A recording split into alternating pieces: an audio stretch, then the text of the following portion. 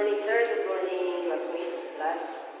Our topic today is how to get the gyro error and deviation at C. As a cadet, we observe our gyro heading is 315 degree, and our magnetic heading, as for magnetic compass, is 320 degrees. Now, we assume that this is our heading as for given compass and gyro compass and magnetic compass. This is our heading.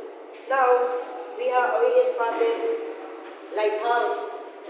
We have lighthouse 1 and lighthouse 2. Now, as for our chart, the navigational officer tell us to get that true bearing using ECDIS or paper chart. Now we have our true bearing 0, 3, 4 degrees. Then, as we proceed to our route plan, we keep here. Now we are in this spot where the lighthouse 1 and lighthouse 2 align.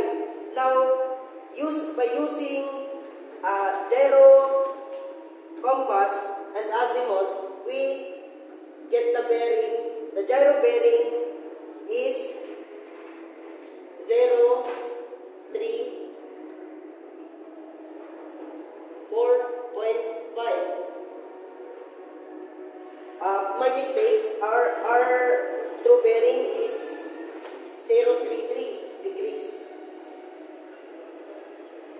as per our ECDIS. Then we compute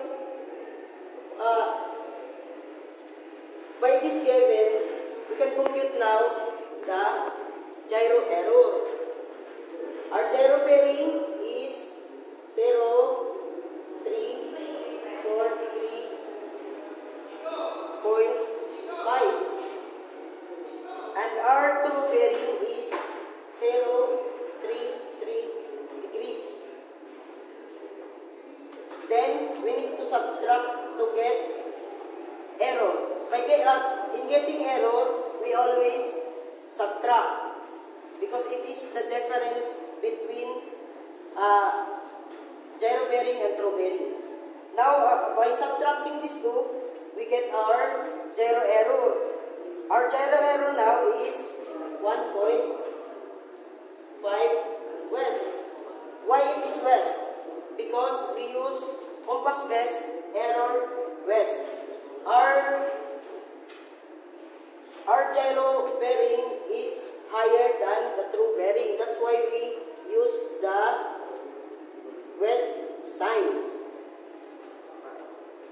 Now copy the given gyro heading. Our gyro heading is 315 degrees.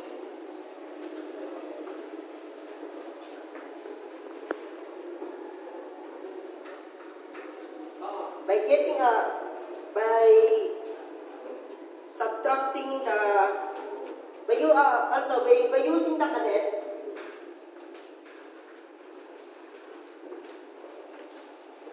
if it is east, we need to add.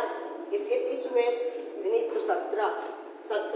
That's why we need to subtract the gyro error and gyro heading to get our true heading. Now, by subtracting these two, we get our true heading, which is 313.5 degrees. By getting the compass error, we need to compute the true heading and magnetic heading. Our magnetic heading is 320 as for magnetic compass.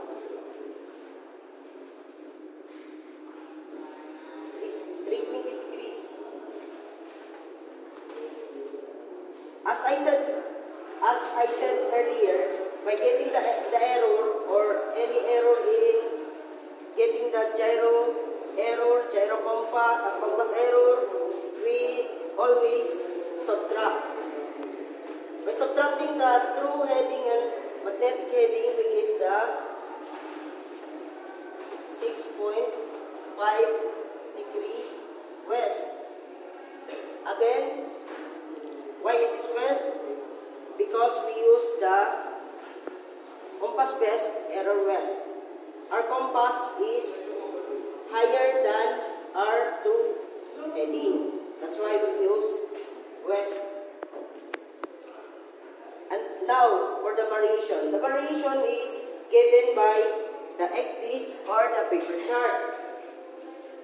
By the paper chart, we have our variation of 4 degrees, 4 degrees and 15 minutes west. As for 2019, the annually anya is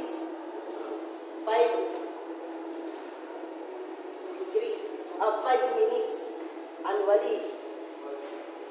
To get the present variation, we need to subtract the current year, which is 2023. Subtract, then we get 4. Then bring down then multiply the 5 to the subtracted year.